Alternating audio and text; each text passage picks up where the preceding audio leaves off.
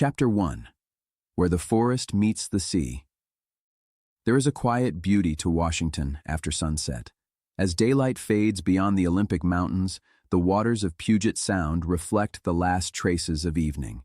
Ferries continue their steady journeys between shorelines, evergreen forests settle into silence, and distant waves roll gently onto the Pacific coast. It is a place where nature often feels endless. Towering cedar and Douglas fir trees blanket the mountainsides. Rivers wind through deep valleys before reaching the sea. Snow rests high upon volcanic peaks, while islands dot the waters below.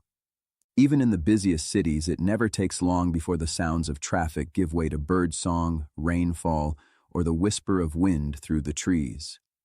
For many, Washington represents adventure. Families hike its national parks. Campers gather around evening fires. Fishermen rise before dawn. Travelers arrive hoping to experience landscapes unlike anywhere else in America. Yet every place, no matter how peaceful, holds stories that are difficult to understand. Tonight, our journey is different from those we've taken before. This is not a story about a crime that reached a courtroom. It is not a story with a verdict or a sentence. Instead, it is about people whose stories remain unfinished. Someone left home and never returned.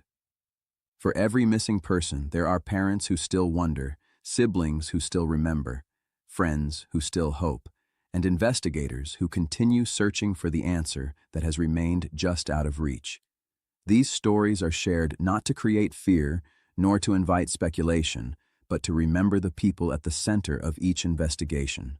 Because while years may pass, hope often does not. Welcome to Cozy Night Stories. Tonight we'll journey across Washington, exploring several disappearances that continue to leave questions unanswered. As always, our purpose is remembrance, compassion, and respect. Every missing person was far more than a case file. They were someone's whole world.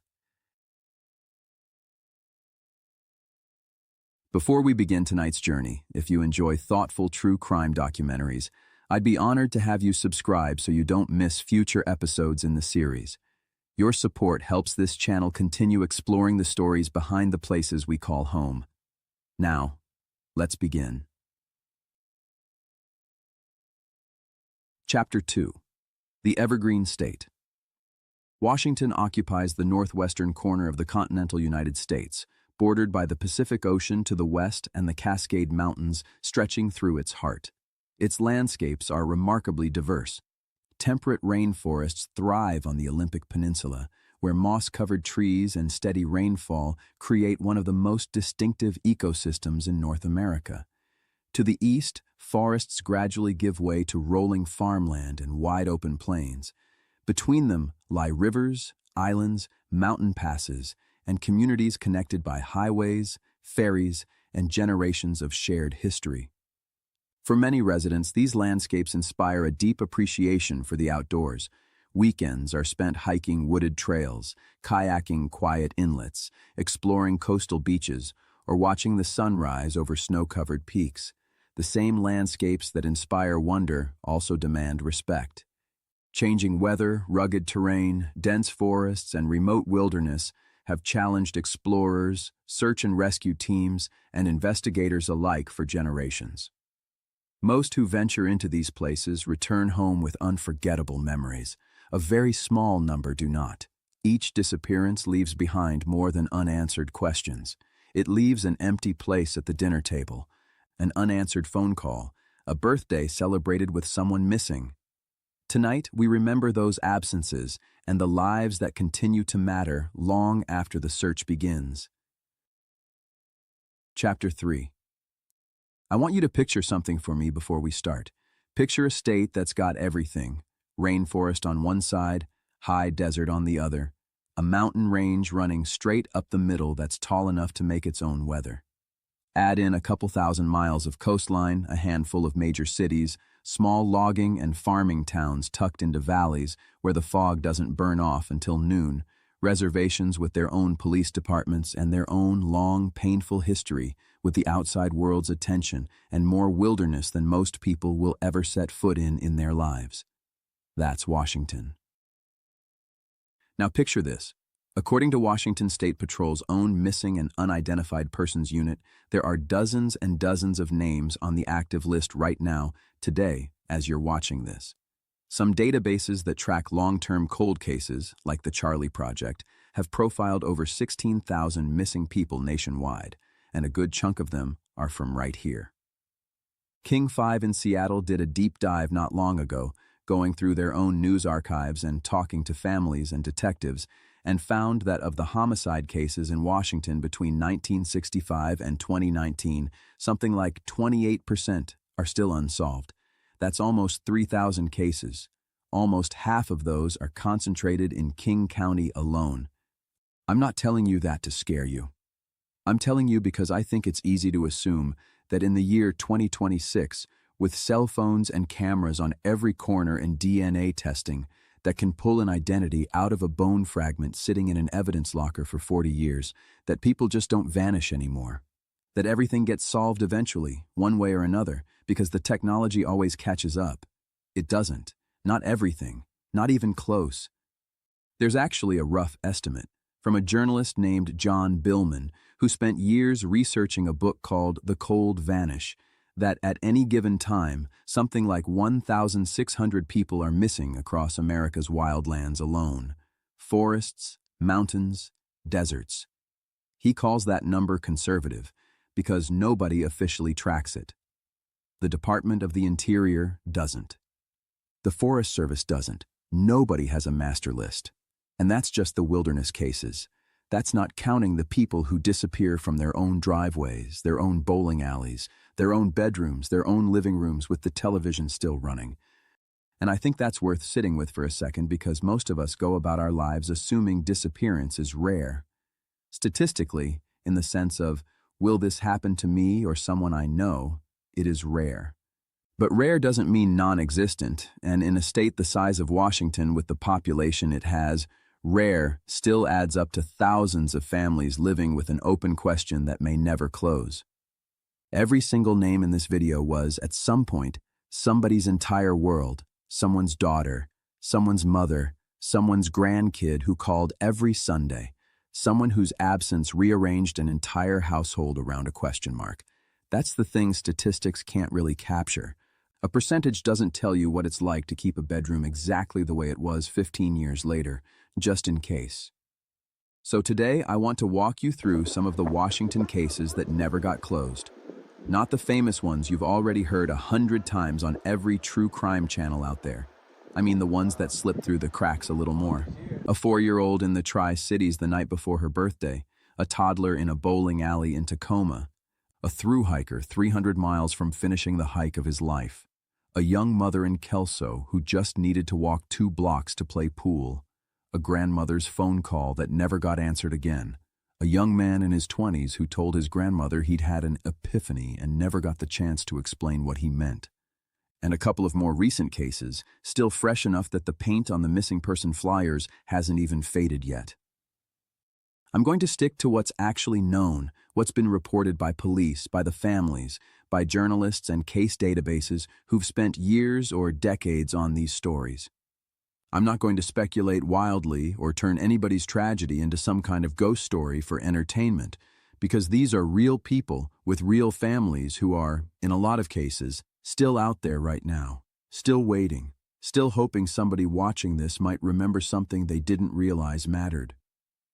A quick word on how I put this together because I think it matters. Everything you're about to hear comes from public police case files, official missing persons databases like the Charlie Project and NamUs, news coverage from local outlets across the state, and where it exists, direct reporting from the families themselves. I'm not filling in gaps with guesses. Where something is genuinely unknown, and in almost every one of these cases, an enormous amount is genuinely unknown, I'm going to tell you that it's unknown, instead of pretending there's a tidy explanation just to make the story feel more complete. These families have lived with real uncertainty for years or decades. The least I can do is not paper over that uncertainty with something invented. I also want to say before we start that there is a real difference between a case that's been solved and a case where somebody has simply been found. Some of the names in this video might get an answer eventually, through DNA testing that didn't exist when they disappeared. Some of them might already be alive somewhere, going by a different name, having built an entirely different life, with no idea that a family back in Washington is still looking.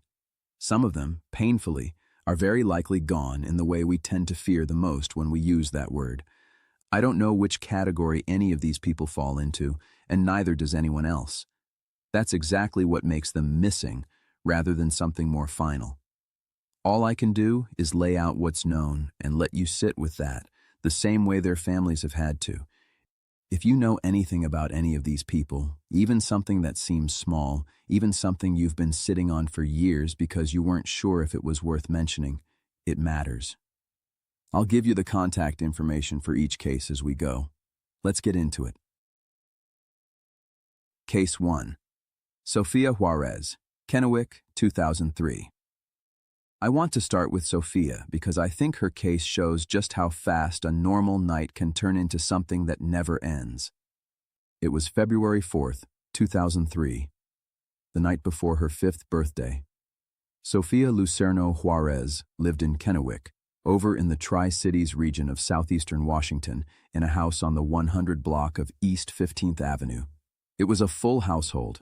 Her mom, Maria, her grandmother's boyfriend, and a handful of aunts and uncles who ranged from about 6 years old up to 15. Sofia was the baby of the group in a lot of ways. She was shy by nature, scared of strangers, scared of the dark, and scared of the dogs in the neighborhood. She liked cartoons, Barbie dolls, and coloring. Her English wasn't very strong yet, and by every account her family gave afterward, she was not the kind of kid who wandered off on her own. She only ever left the house with one of her older aunts or uncles, and even then, only to walk to a small corner store about 10 minutes away on foot. Her biological father had never really been part of her life, before or after her birth.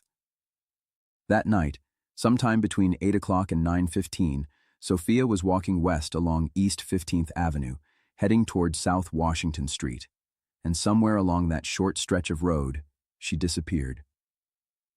A 10-year-old neighbor told police afterward that he'd seen Sofia walking and talking with a man dressed all in black. That single detail is what took this, in the minds of investigators, from a little girl wandered off somewhere close by to we may be looking at an abduction, almost immediately. It was below freezing that night, and Sofia had only gone out expecting a short walk, so she wasn't wearing a coat, just a long-sleeved shirt and a pair of overalls, a red shirt underneath, violet socks, and white shoes. She had a mole under her left eye, a birthmark on her lower back, pierced ears she usually wore small gold hoops in, and a detail that stuck with a lot of people who worked the case. She was missing her 4 top front teeth at the time, the way a lot of 4-year-olds are. Kennewick police arrived within 3 minutes of getting the call.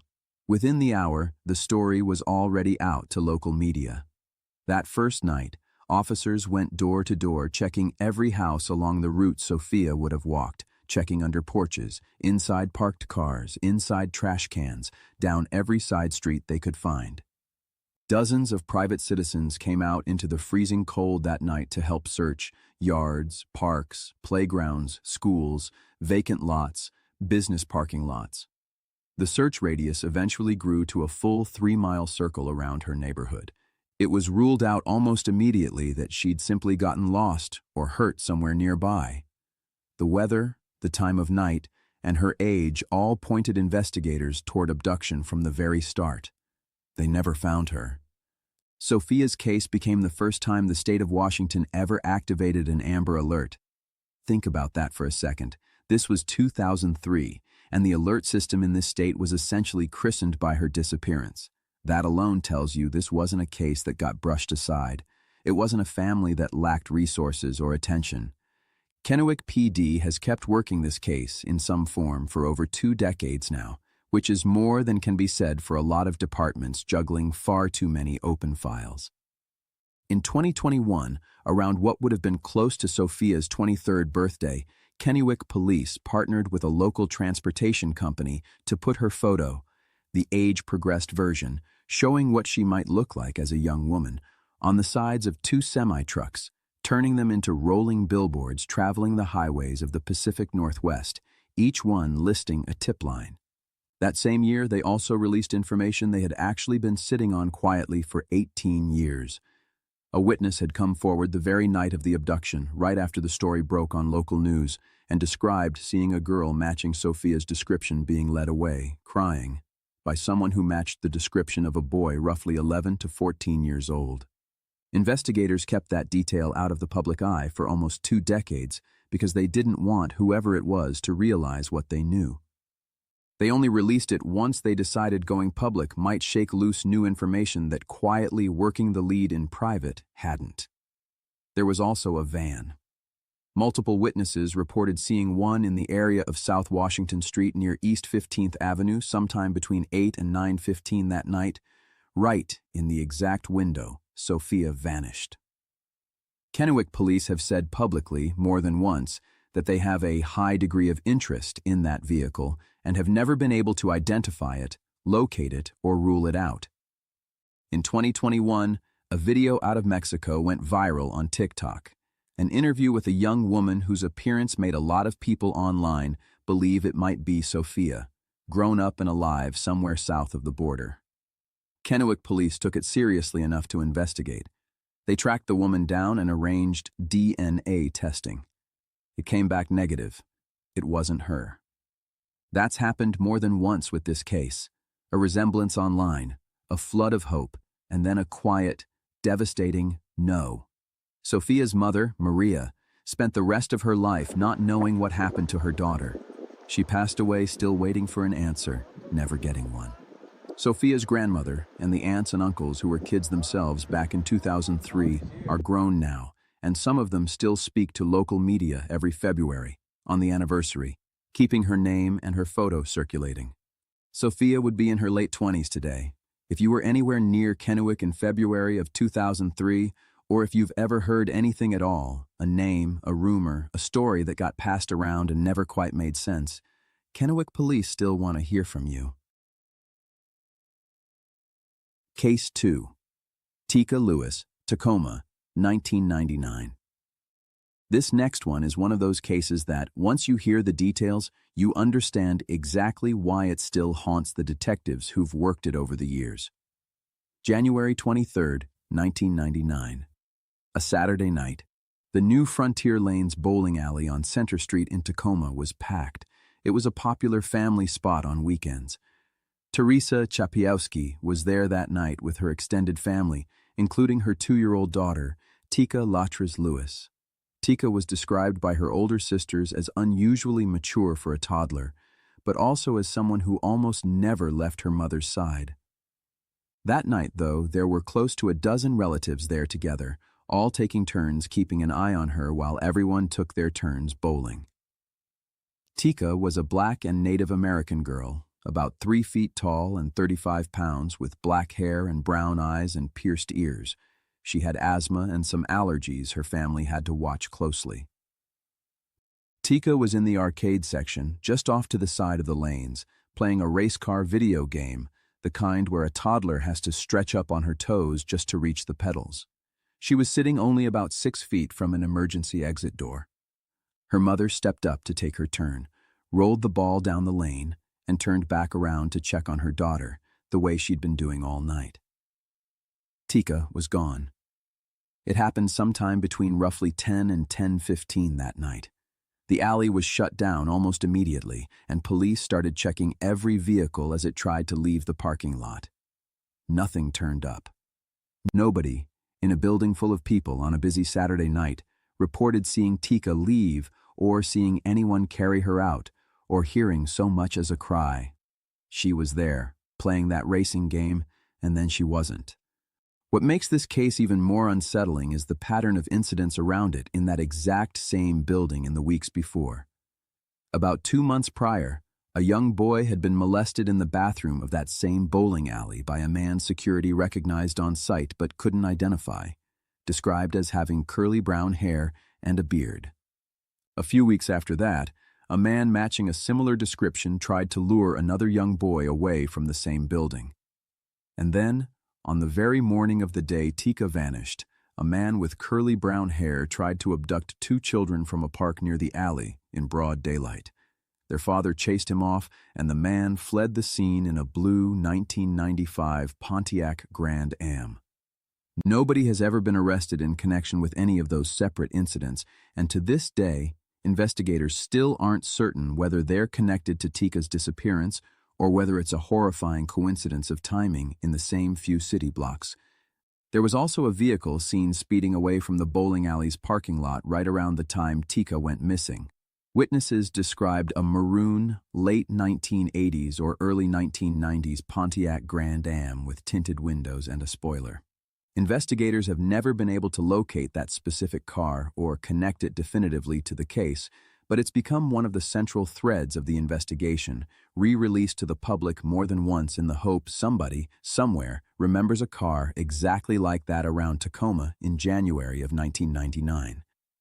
In 2020, detectives said they'd identified a person of interest, a white man, roughly 5'11", husky build, brown curly or wavy hair, a mustache, and a distinctly pockmarked face, matching the description witnesses gave from that night, wearing a blue checkered flannel shirt and jeans. He was interviewed. Tacoma PD's lead detective, Sergeant Julie Deere, has said publicly that in the interview, he said nothing that convinced investigators he was involved, but also nothing that ruled him out completely. That person of interest has since died, according to Tacoma police. The case remains open. Every January, on the anniversary, Tika's family gathers for a candlelight vigil outside the Tacoma Police Department. The department has released updated age progression images more than once, most recently through Louisiana State University's Faces Forensic Imaging Laboratory, showing what Tika might look like today, in her mid-20s. Sergeant Deere has said directly, in more than one interview, that it remains entirely possible Tika is alive somewhere right now and simply doesn't know she was ever taken as a toddler. And periodically, usually clustered right around the anniversary, someone walks into Tacoma Police Headquarters or calls or emails claiming to be Tika. Every single one of those claims gets investigated individually, sometimes with DNA testing, precisely because of what Sergeant Deere said. Her mother, Teresa, has spent more than a quarter century now refusing to let this fade.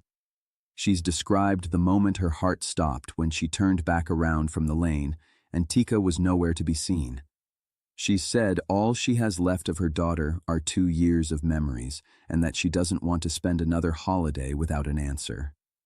If you have any information about Tika Lewis or about that maroon Pontiac Grand Am, contact the Tacoma Police Department or Crime Stoppers of Tacoma Pierce County. Case 3. Chris Sherpa Fowler, The Pacific Crest Trail, 2016. Now I want to take you into the mountains because Washington doesn't just lose people in its cities. It loses them in the wilderness too, and this next case might be the one that gets brought up most often in hiking communities up and down the entire West Coast. Chris Fowler was born in 1982 in Norfolk, Virginia, to Sue Saddam and Mike Fowler, who was stationed there with the Navy at the time. He grew up an only child in Ohio. His biological mother died when he was young, and his stepmother Sally stepped in and raised him like her own from that point on.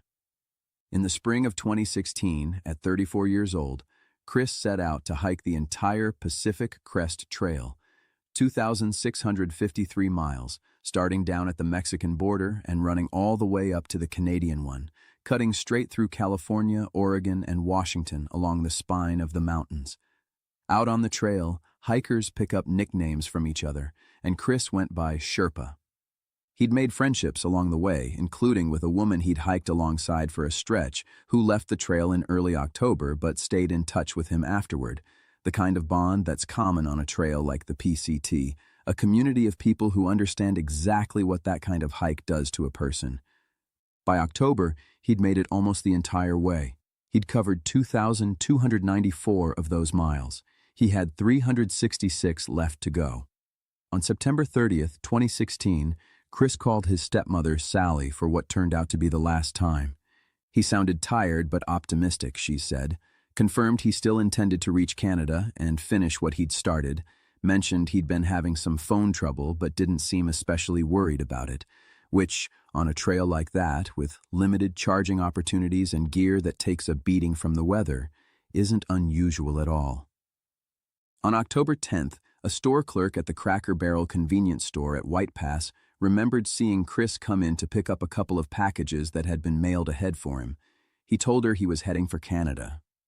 2 days later, on October 12th, Chris finished a 2-day resupply stop in the nearby town of Packwood and got a ride back to the trailhead at White Pass, right around mile 2,292 of the trail, dropped off at about 3:30 in the afternoon. His last confirmed cell phone ping came from that area around 5:43 that evening. And then, nothing. Here's the part that makes this case especially hard to sit with. Chris walked back out onto that stretch of trail right as a massive storm system was moving in, the remnants of Typhoon Songda, described in the news at the time as possibly the worst storm to hit Washington in 15 or 20 years. Up to 2 feet of snow fell across parts of the South Cascades over the following days. If Chris got caught out in that, exposed, on unfamiliar terrain north of White Pass, a 100-mile stretch between White Pass and Snoqualmie Pass, where the ground alternates between steep slopes and thick forest, the storm alone could explain almost everything that might have happened, except nobody has ever found him. Not a pack, not a boot, not one single confirmed piece of gear.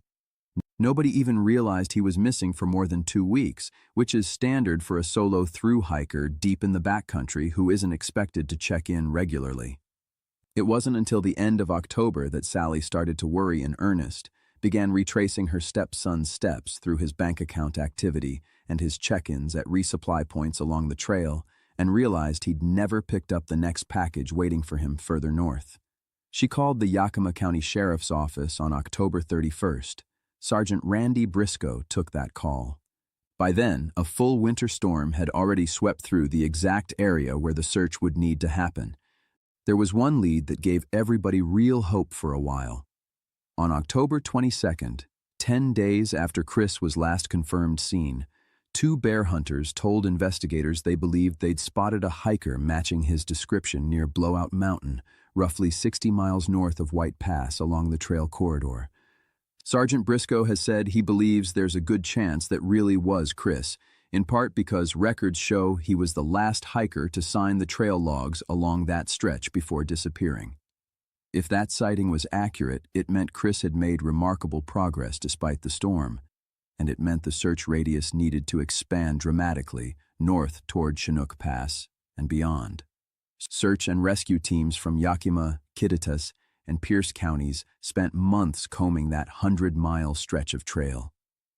They never found anything that could definitively confirm or rule out that hunter's sighting. Chris's stepmother has spent the years since building an entire second life around finding him. She helped start the Fowler O'Sullivan Foundation, a nonprofit that now helps other families of missing hikers navigate search and rescue coordination, media attention, and the exhausting bureaucracy that comes with a missing persons case in the wilderness. A Facebook group dedicated to bringing him home has grown to nearly 7,300 members, trading maps, tips, theories, and, more than anything, the same 3 words over and over at the end of almost every single post: Chris, call your mom. Every summer, once the snow finally melts enough to make the terrain passable, volunteers still go back out. Searches have happened nearly every year since 2016.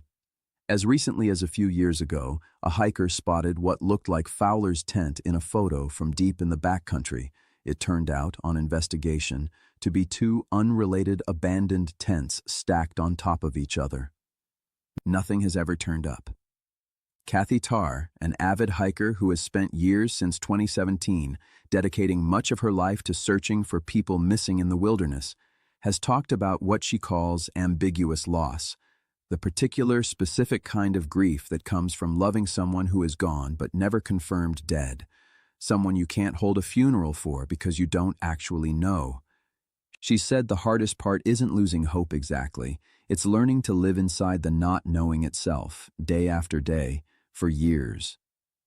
Chris's case attracted enormous attention from the true crime and hiking community, Reddit threads, Facebook groups, YouTube channels, independent researchers building detailed timelines and terrain analyses trying to reconstruct exactly where he might have gone wrong. All of that attention hasn't produced an answer yet, but it has kept his name circulating on the exact trail where he disappeared, which matters, because thru-hikers pass through that corridor every single season, and it only takes one of them noticing the right thing in the right place. If you were on the Pacific Crest Trail in Washington in October of 2016, if you have old photos, journal entries, or memories from that stretch between White Pass and the Canadian border, the Yakima County Sheriff's Office and the Fowler O'Sullivan Foundation still want to hear from you. If you're still with me tonight, thank you. A quick like lets YouTube know to share it with other true crime fans, and I'd love to hear in the comments where you're listening from, or which state you'd like us to visit in a future episode. Reading your comments is one of my favorite parts of creating these stories. Case 4. Kelly Diane Sims, Kelso, 1990. This next case doesn't have the same national attention as some of the others, and honestly, that's part of why I wanted to include it. A lot of these cases just don't get the same headlines or the same organized volunteer networks, and the families are left carrying them almost entirely on their own, year after year, with a lot less help than they deserve. Kelly Diane Sims lived in Kelso, Washington, a town along the Cowlitz River in the southwestern part of the state, not far from Longview. On October 16, 1990, someone dropped Kelly off at the corner of Allen Street and South Pacific Avenue. Her plan for the evening was simple and completely ordinary. Walk 2 blocks to the Rendezvous Tavern to play a game of pool, and then head over afterward to pick up her 1-year-old son from the babysitter's house. She never made it to the tavern. Kelly left behind 3 children. At the time she disappeared, she was living in the 800 block of South 5th Avenue in Kelso. Beyond that, there really isn't much publicly documented about the specifics of what happened that night. No van, no described stranger, none of the details that sometimes give a case a foothold in the public imagination and keep it circulating on social media for decades. What's on record is about as bare and as heartbreaking as it gets. She was dropped off, she intended to walk 2 blocks, and she was never seen or heard from again. Investigators have said foul play is suspected, but very few additional details have ever been released publicly, which itself tells you something about how thin the trail went cold. I think cases like Kelly's are important to talk about precisely because they don't have a dramatic hook built in. There's no viral video, no age-progressed billboard riding down the interstate, no Facebook group with thousands of members trading leads. There's just a mother who walked 2 blocks in 1990 and never arrived, 3 kids who grew up without her, and a case file that has been sitting open for 35 years now, waiting on a single phone call. Kelso in 1990 was a small timber town along the Cowlitz River, the kind of place where 2 blocks between a drop-off point and a neighborhood tavern would have been a completely unremarkable walk on any other night. That's exactly what makes cases like this one so quietly devastating to think about. There was no reason for anyone to be afraid that particular evening. Nobody walked her part way and turned back worried. Nobody heard anything out of the ordinary. It's the kind of disappearance that reminds you just how thin the line can be between an ordinary Tuesday night and something a family spends the rest of their lives trying to understand. If you have any information about Kelly Diane Sims, even something that seemed unimportant at the time, even something from over 3 decades ago that you've never mentioned to anyone, the Cowlitz County Sheriff's Office and Kelso Police still consider this case open. Case 5. Giovanna Katie Tyler, Tacoma, 2004. Not far from where Tika Lewis disappeared 5 years earlier, another disappearance happened in Tacoma that's had far less public attention over the years, even though it involves an adult woman whose family has never stopped asking questions. Giovanna Katie Tyler was last seen at her home on the 2000 block of East Gregory Street in East Tacoma on March 28, 2004.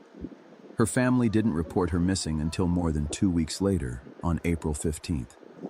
By the time investigators started actively working the case, in the way any missing persons case needs fresh momentum in the first hours and days, The trail was already cold in the most literal sense of the word. What's known publicly is that Giovanna was in what's been described as a stormy relationship with her husband at the time of her disappearance. That's about the extent of the detail that's made it into public reporting over the last 2 decades. She was simply last seen at her home, and then she wasn't. No confirmed sightings have surfaced since. No remains have ever been recovered. Cases like this one tend to sit in a strange middle ground in the public consciousness. The delay in reporting, the domestic context surrounding it, all of it means investigators have historically had to work with a much narrower window of fresh evidence than they'd want, and, as a result, far less public attention has followed compared to cases involving children or dramatic circumstances.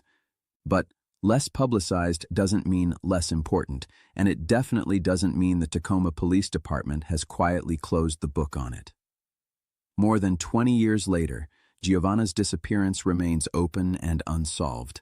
It's worth sitting with why a 2-week reporting gap matters so much in a case like this. In the first 48 to 72 hours after somebody goes missing, investigators can still often pull surveillance footage before it gets overwritten, talk to witnesses whose memories haven't blurred yet, and canvass a neighborhood where people still remember what car was parked where. By the time 2 weeks have passed, almost all of that window has already closed. It isn't anyone's fault, necessarily. Families in difficult domestic situations don't always recognize right away that something is seriously wrong, especially if the person has disappeared or gone quiet before. But it's part of why some cases start out so much harder to work than others, through no failure of the investigators themselves. Case 6. Rosalita Faye Longi, Wapato, 2015. I want to shift now to a part of this conversation that doesn't get talked about nearly enough, which is the disproportionate number of Indigenous women and girls who go missing in Washington and across the country, and how often those cases have historically received less attention, fewer resources, and slower follow-up than they deserve.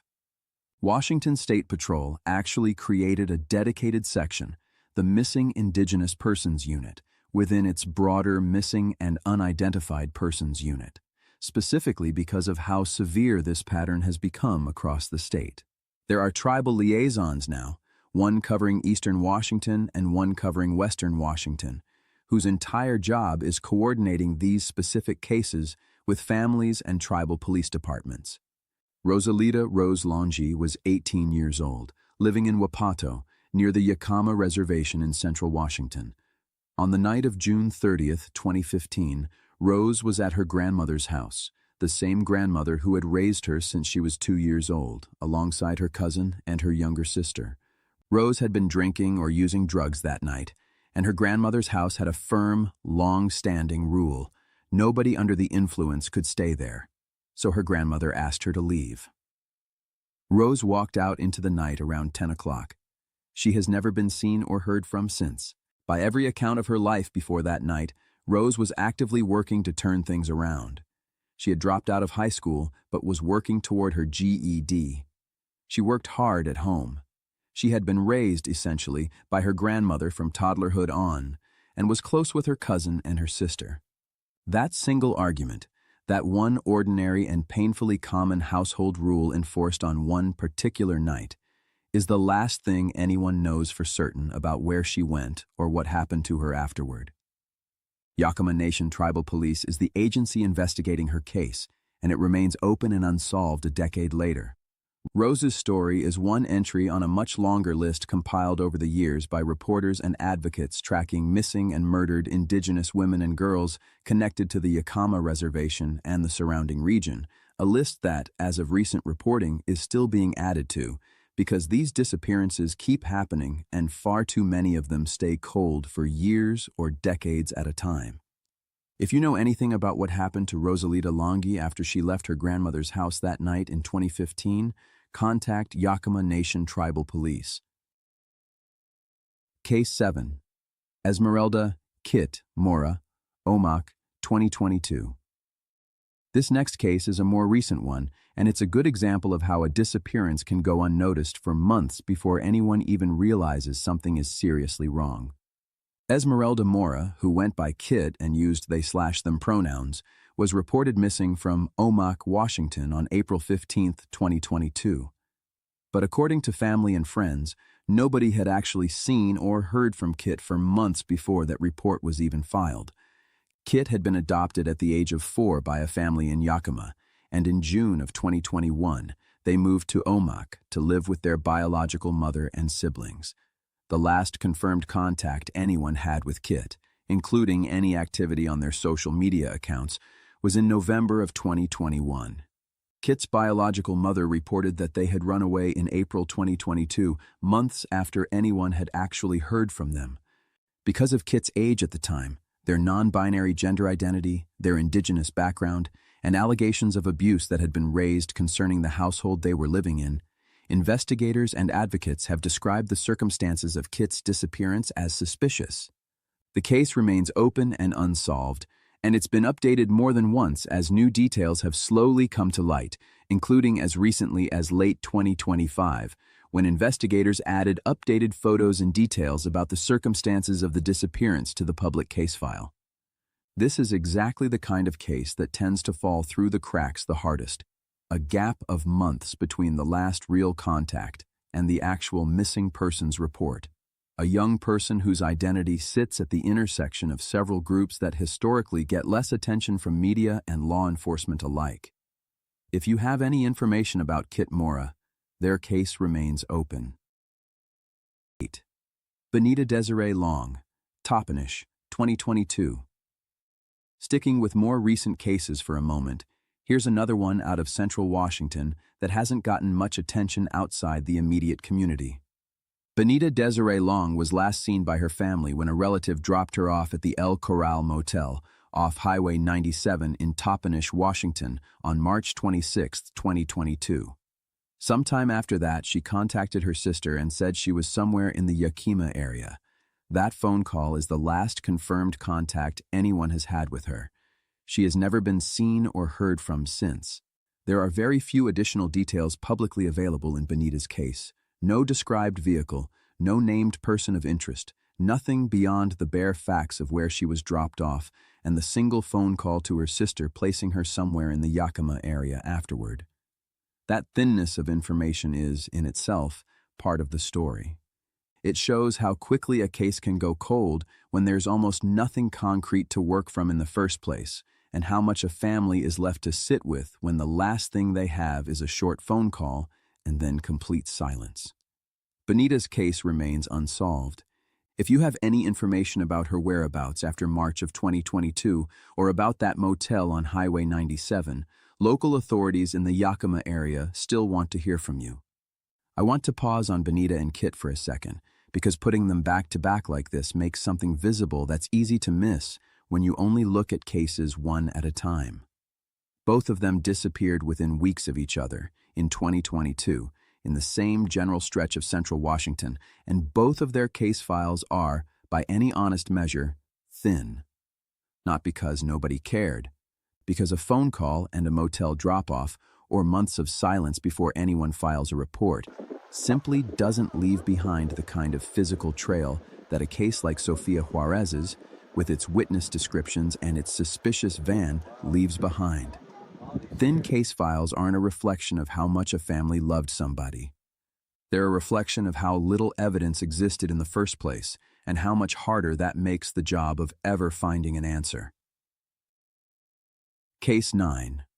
Logan Drew Schindelman, Tumwater, 2016.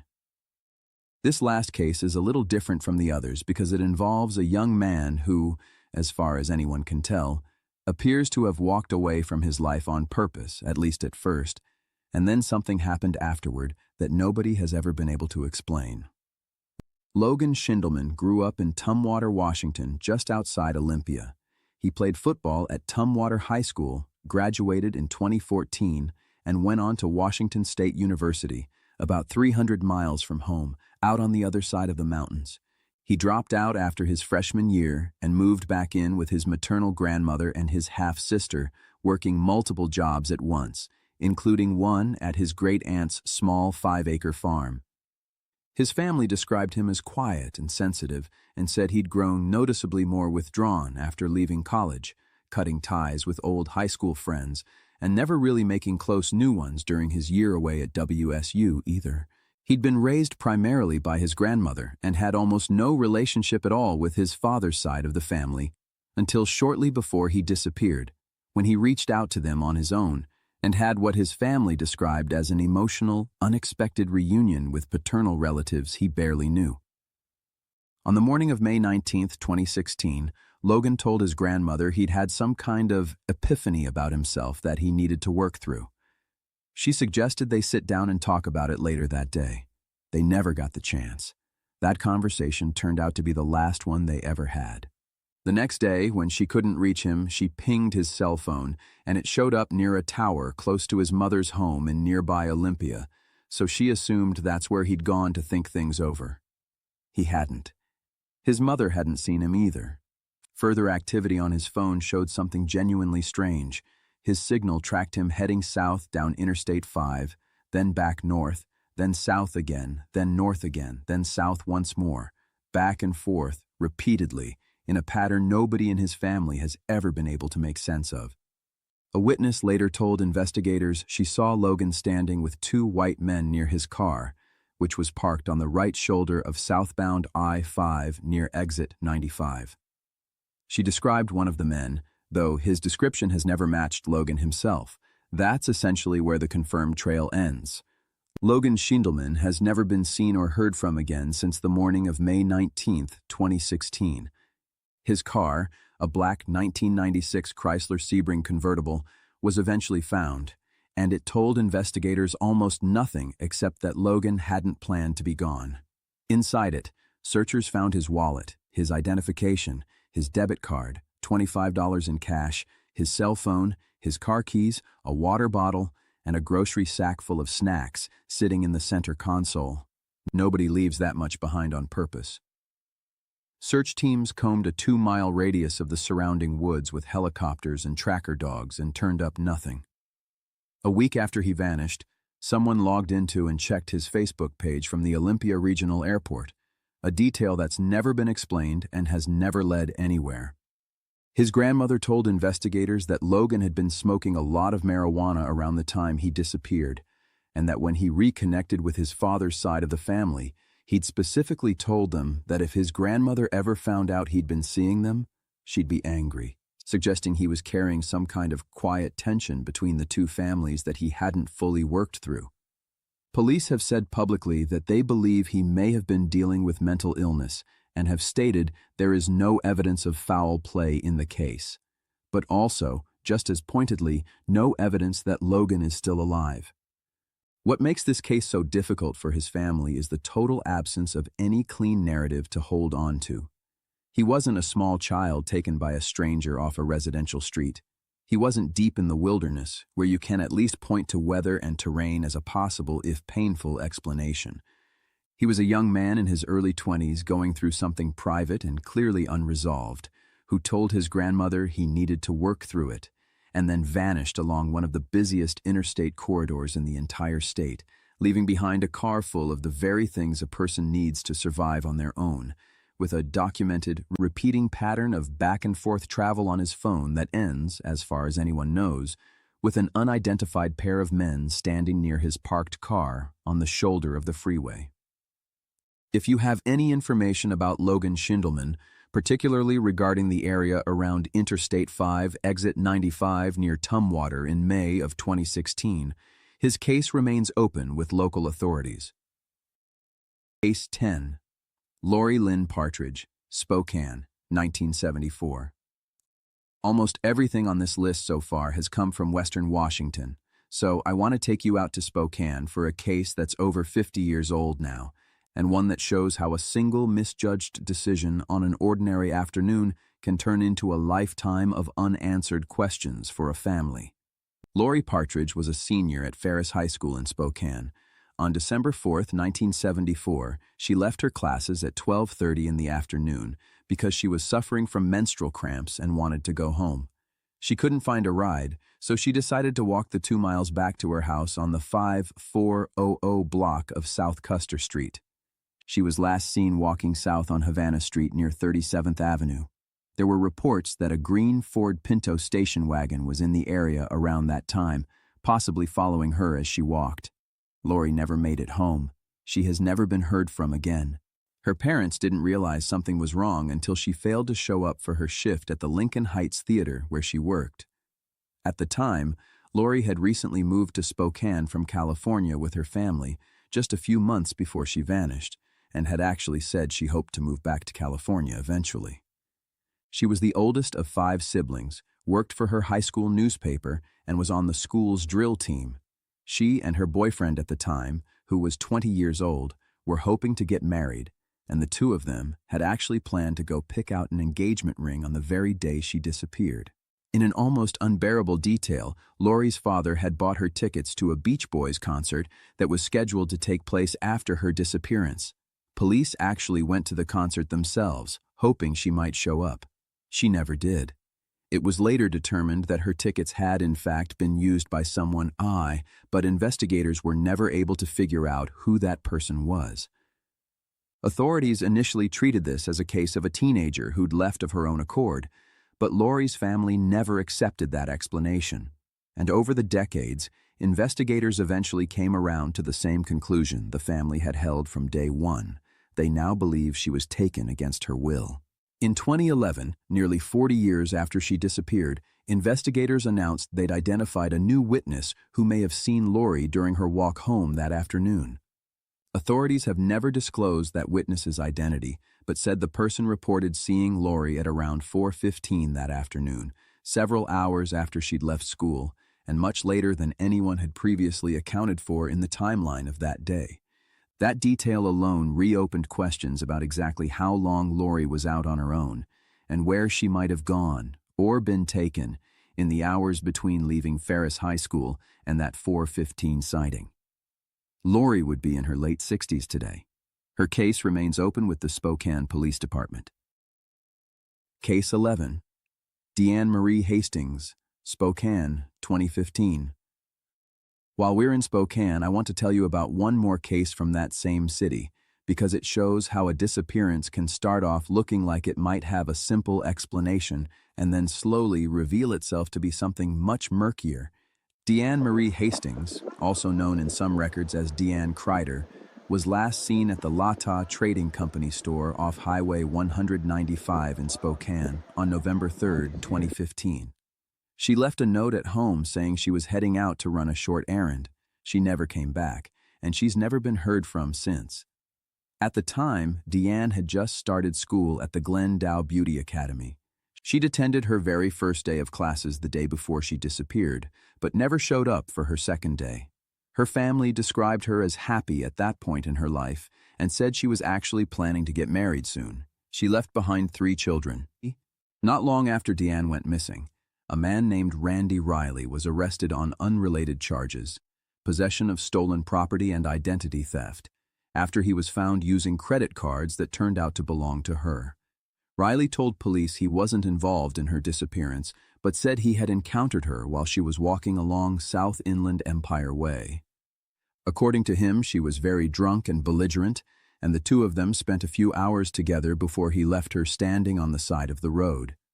About a day later, he said, he found her coat lying on the roadside with her wallet still inside it, and that's when he started using her cards.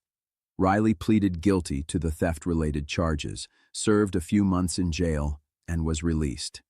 He has never been named as a suspect in her actual disappearance.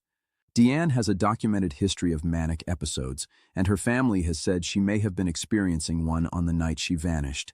She'd also, by her family's account, dropped out of sight for days at a time before in the past, though never for this long and never without eventually resurfacing. Whether that history explains what happened that November night, or whether something else entirely happened to her after Riley says he left her on the roadside, is something investigators have never been able to determine. Her case remains open with the Spokane Police Department. Case 12. Gary S. Bell, Tacoma, heading to Vancouver, 1983. Here's one more case that's almost frustratingly bare in terms of detail, which is exactly why it deserves a mention. Gary Bell spoke with his employer in Tacoma during the early evening hours of the day he disappeared and was last seen heading out toward Vancouver, Washington. He never made it there. He has never been heard from again. His van disappeared right along with him. No one has ever located the vehicle, and the circumstances surrounding his disappearance have never been clarified. His case remains unsolved, sitting in the same quiet category as so many others. A man who said goodbye to his boss for the evening, got in his van, and simply never arrived anywhere again. Case 13. Douglas John Becker. Anacortes, 1992. Before we get to the last two cases, I want to tell you about a teenager whose disappearance shows just how easily a young person falling through the cracks of a hard situation can simply vanish, with almost no one outside his immediate family ever hearing his name. Douglas Becker was a teenager who'd run away from his family's home in Oak Harbor, Washington, and was living about an hour away in Anacortes, sleeping on the couch of a friend's house. He'd actually enrolled in classes at Anacortes High School during that time, trying to build something like a normal routine even while he was estranged from his own family. But eventually, his friend's father told him he couldn't stay there anymore. Douglas made the decision to hitchhike back home to Oak Harbor. He was last seen in Anacortes on November 5, 1992. His mother and sisters didn't even know he was on his way home. He never told them he was coming, so there was no one watching for him. No one who'd know right away that he never arrived. And he never did arrive. Douglas Becker has never been seen or heard from again. Before he disappeared, Douglas had been involved with drugs, and he'd been arrested for burglary and was facing time in juvenile detention as a result of that charge. When he first went missing, police initially assumed he'd run off specifically to avoid that incarceration, a reasonable assumption on paper given his circumstances. But his mother later said she'd heard rumors that Douglas had actually been killed over a drug deal that went bad, and she also said Douglas had received threats before he disappeared. He left his wallet, his identification, and his other personal belongings behind at his friend's house in Anacortes, not the kind of thing most people do if they're planning a long trip on purpose. More than 3 decades later, nobody knows which version of events is closer to the truth.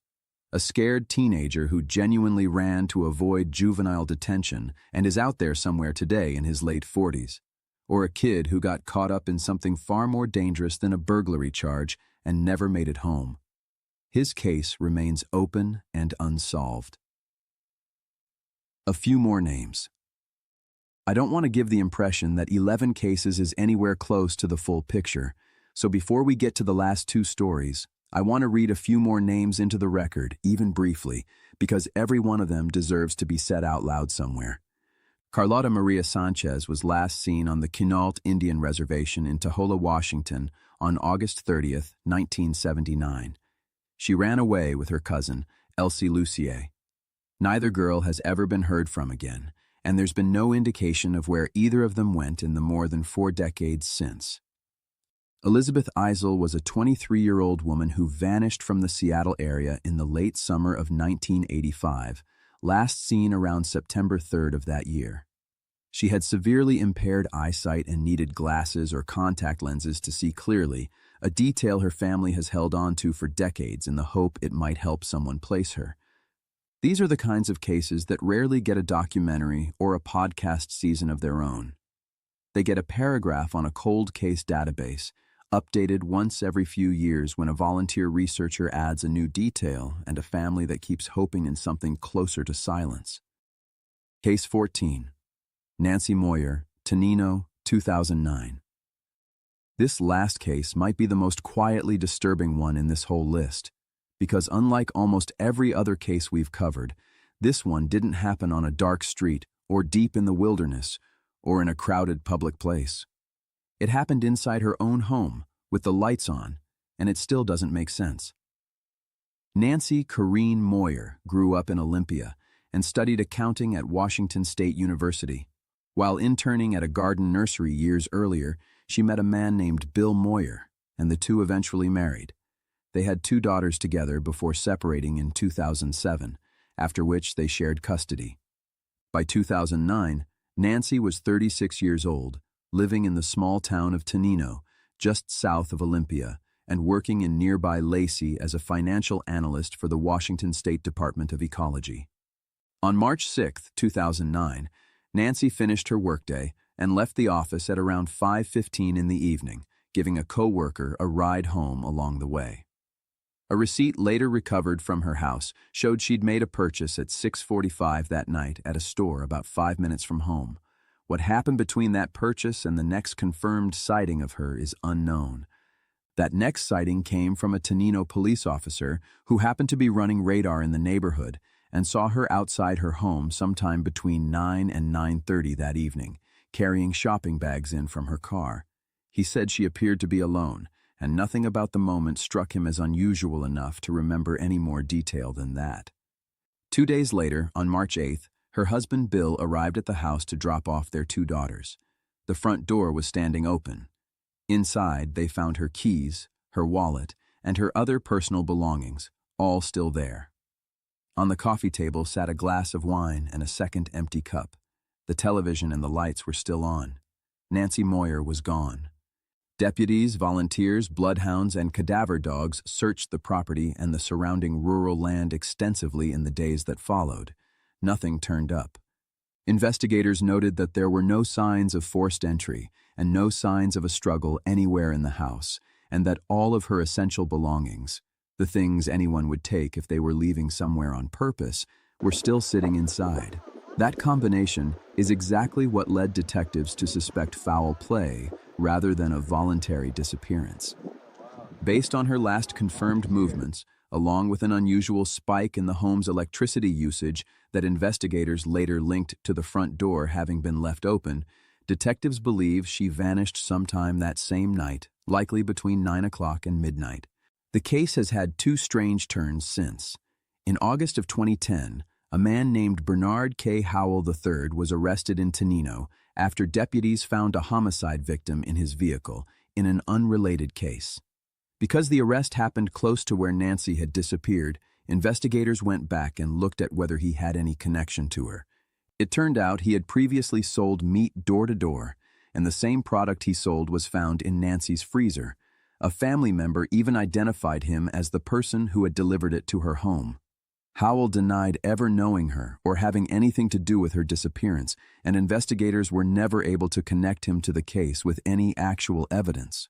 Then, in July of 2019, a former co-worker of Nancy's named Eric Lee Roberts, who was also, as it turned out, the uncle of a man Nancy had dated after her separation, called 911 and told the dispatcher he wanted to admit responsibility for her death.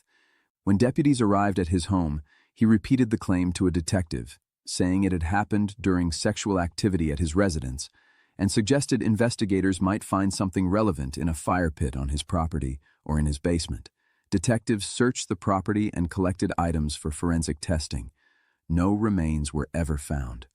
Roberts was detained on suspicion of second-degree murder, and then, the very next day, he withdrew everything he'd said, telling investigators he didn't know why he'd confessed in the first place.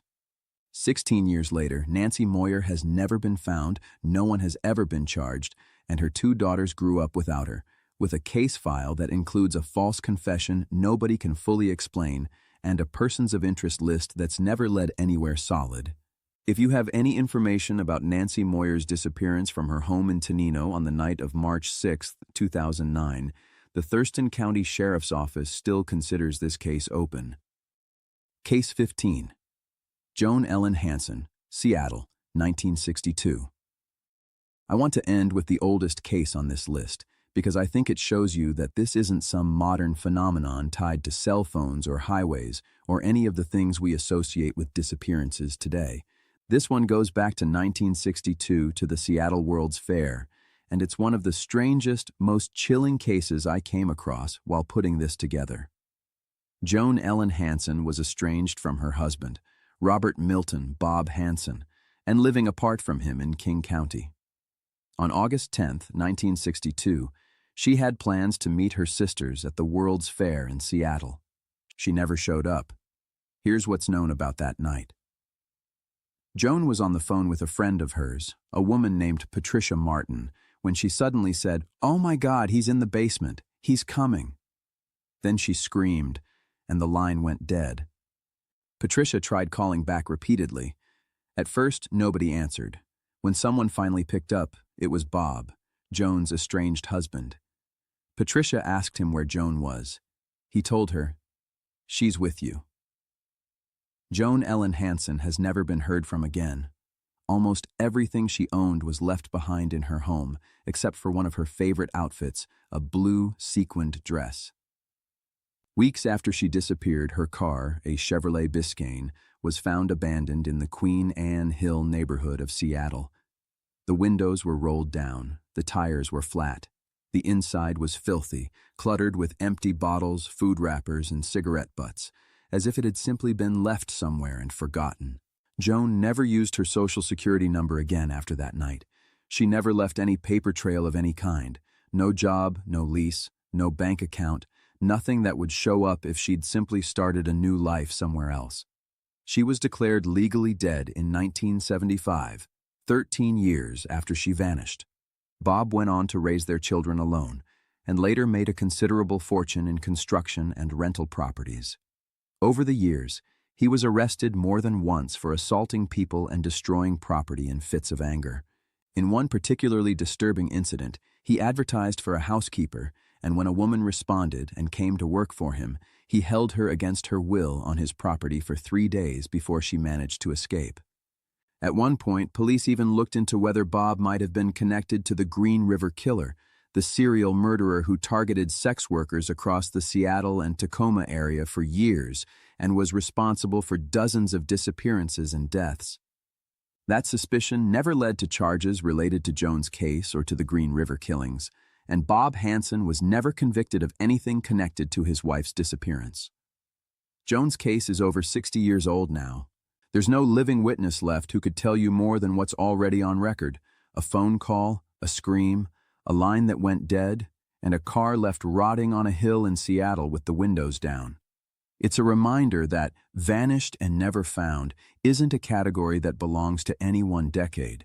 It's been happening in this state for as long as there's been a state to happen in. A note on why these cases still matter. Before I close this out, I want to talk for a minute about why cases like these are worth revisiting years or even decades later, instead of just letting them fade into a filing cabinet somewhere.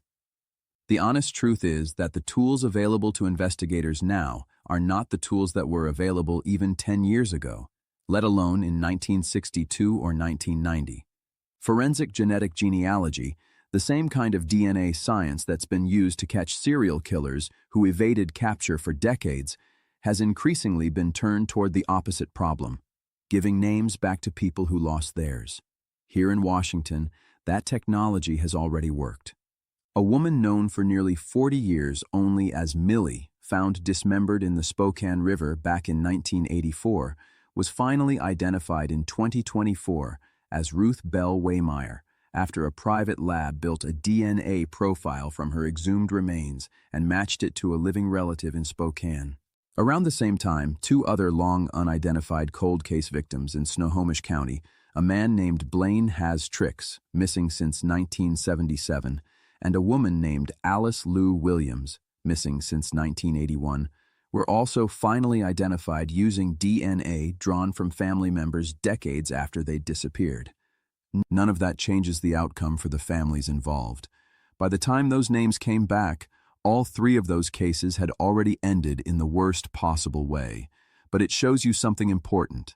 Cases that sit cold for 20, 30, even 40 years are not necessarily cases that stay unsolved forever. Evidence sitting quietly in an evidence locker or a bone fragment sitting in a medical examiner's storage facility can still, years later, turn into an answer, provided somebody keeps the case open long enough and provided a family member somewhere is willing to give a DNA sample when asked.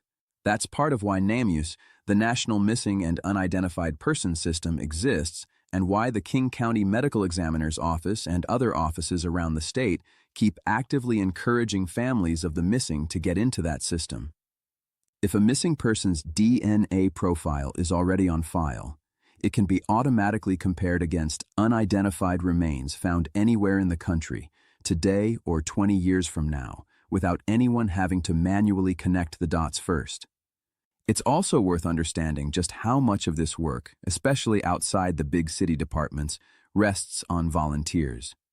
In most of Washington's rural counties, search and rescue isn't a full-time paid unit sitting on standby. It's a patchwork of trained volunteers who get called out by the county sheriff's office, sometimes at 2 in the morning, sometimes into snow, sometimes into the exact kind of steep, forested terrain that swallowed Chris Fowler's trail.